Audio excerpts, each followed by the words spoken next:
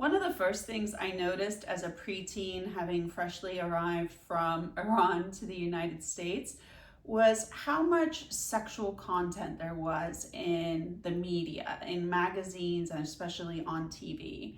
I used to watch a lot of Jerry Springer. I watched a lot of MTV and VH1, and everything was hypersexual. This era also coincided with the porn aesthetic going mainstream. So I remember hearing a lot about Tracy Lords and Jen Jameson. And I remember watching the MTV Music Awards when Marilyn Manson showed up with Rose McGowan, and she was wearing that naked dress, like she was completely nude under the dress, and how it was just very, it was kind of scandalous in a cheeky way. Like nobody discouraged it, but it was still kind of like people got off on clutching their pearls. It seemed like the more people were outraged, the more people got off on getting that kind of attention. One thing that was pervasive in all of this messaging was the idea of the blonde-haired, very thin, very busty chested, whether it was natural or fake, hypersexual woman. You had Pamela Anderson, you had Jenna Jameson, you had like a slew of examples of this type of woman. And that was upheld as the ultimate male sexual fantasy. And I think that lasted quite a long time. And in my mind, at least, like that was formative, that had gelled as what men wanted. And nothing really changed my mind until, as I said, as I've shared before, I started sharing my nudes on Reddit around 2020, no, it was 2021. And that was when I found the not suitable for work NSFW world of Reddit. And I saw so many different types of women with so many different body types and so many different stories and so many different niches. And I was like, wait a minute, like men are actually into a lot of different things. I had been narrow-minded. I freely admit that I had been very narrow-minded growing up regarding sexuality. And it wasn't really helped by the media either. So I do remember getting hit on when I was pregnant, and I was horrified. I was horrified. I was at Publix and I was grocery shopping. I was like out to here. And this gentleman, this like white guy comes up to me and starts like very strongly hitting on me. And I'm thinking to myself, like, doesn't he see I'm pregnant? And then I realized later on, like, yes, that's exactly what he sees. I laugh about it now, but I was like afraid to go in the parking lot back to my car alone at that time.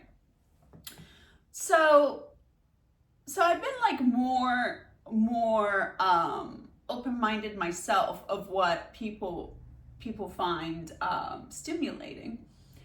And I came across this Reddit post. It went viral 5 months ago. And it contributed to the continuation of me like opening my mind about men's sexual fantasies. I'll talk about women's sexual fantasies, of course, in another video. But this particular post really opened my mind. And I think that given our current like economic climate, our cultural climate, how people are talking about dating now, and how people are talking about like the OF economy now, that this would make sense to be a top male sexual fantasy. The title of the post was, "I've been with wealthy married women as a paid companion since I was 19, ask me anything." The post was made in the AMA subreddit. And it quickly went very viral. I can see at the time that the post was deleted, it had 12,000 upvotes and almost 2,000 comments underneath it. And overwhelmingly, the people upvoting and asking questions of the poster were men. They had a lot of questions about like this particular lifestyle. How did OP get into it? What kind of money did they make? What kind of women were they seeing? And the curiosity and how quickly it went viral again opened my eyes to like, wow, men are really curious about this. So I had to surmise that getting paid for sex is a top men's sexual fantasy, if not the top male sexual fantasy, considering that I rarely hear men talk about the buxom blonde anymore, or twosomes or threesomes or anything like that. In my experience, I don't know if it's because of my age and I'm around older people who have more sophisticated sexual palates, or what, if I'm out of touch with like the younger people. But allegedly, like the younger people, the younger generation is not having sex. They say that teens having sex are like plummeted. Like they're just not doing it anymore, not at the rate that people were doing it when I was in high school. I remember, like, except for me, everybody was having sex. Almost everybody was having sex. But allegedly, like now, high schoolers are not having sex at the same rate as they used to. And so I don't think it's that far off to assume that my experiences and the conversations I have with people and the things I do and talk about with others is what's happening, is what's happening culturally, and is what I have my like finger on the pulse of what's really going on. I wouldn't say it's too far off to assume that I do. So yeah, I think that men's true number one sexual fantasy is to be paid to have sex. The OP, the original poster of that post, was eventually discredited because at some point someone had asked him, like, how much money have you made? Like, what's the most expensive gift you've been given, or something like that.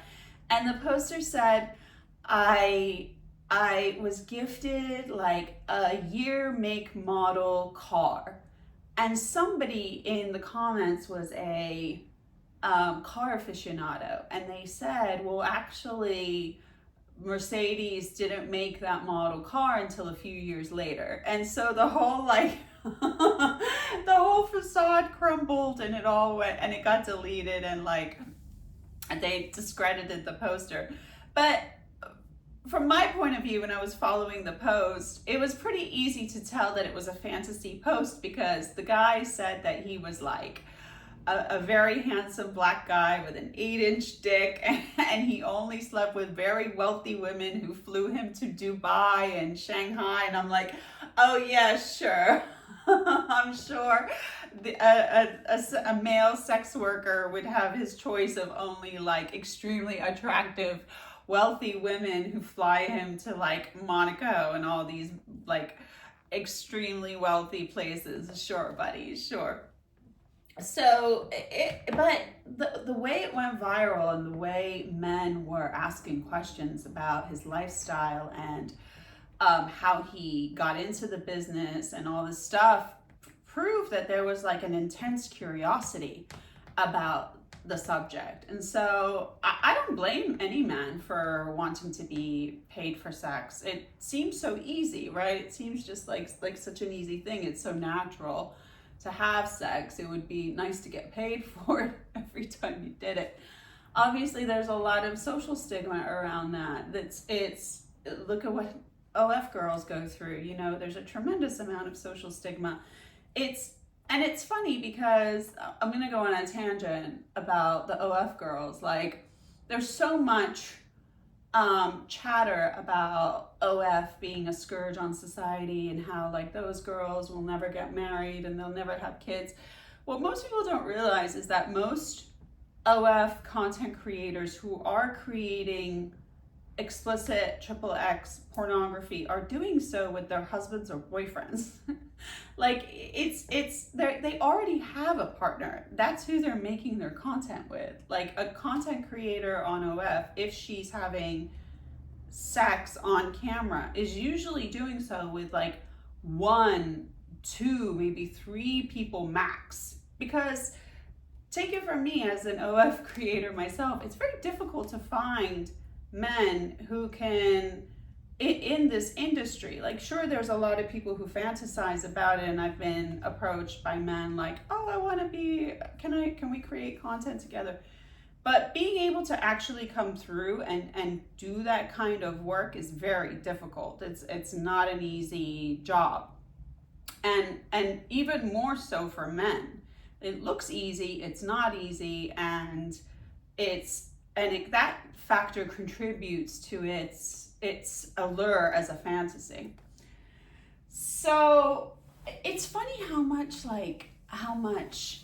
the culture has changed around sex. Like, I'm reading this autobiography of Jenna Jameson's, and the way she describes the industry, how it was and how tough it was to break into, and how much money she could make in a night touring and promoting herself. It was just a completely different world to the way it is now. I'm gonna talk about this book because she mentions Gina Fine, who was like a prolific porn star in the 90s, and one of the people I did a video, Mr. Hollywood, was actually Gina Fine's roommate for a little while. Gina passed apparently in October 2025. She passed at 61. So she lives a long, notorious life.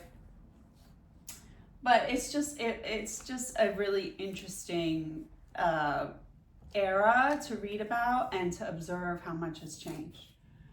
So those are my thoughts. I think men's number one true sexual fantasy is to get paid for sex. It might sound obvious. I don't think it is.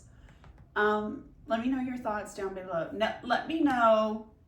I'm curious to know what your sexual fantasy was as a young adult, like in your teens or 20s, and what it is now in your 30s or 40s or 50s or beyond. Like, I want to see how it evolves, if it evolves. And I'll do one on women's, which is probably the same thing as to be paid for sex. I think it's the same thing. I think women's sexual fantasies will be to be so desired that men will be willing to pay for it. So maybe to expand on that, it will be men willing to pay for it, and then there being no like emotional repercussion. Like, you just take the money and walk away. That sounds amazing. That sounds awesome. Yeah, that's it. Leave your comments below, and I'll talk to you soon.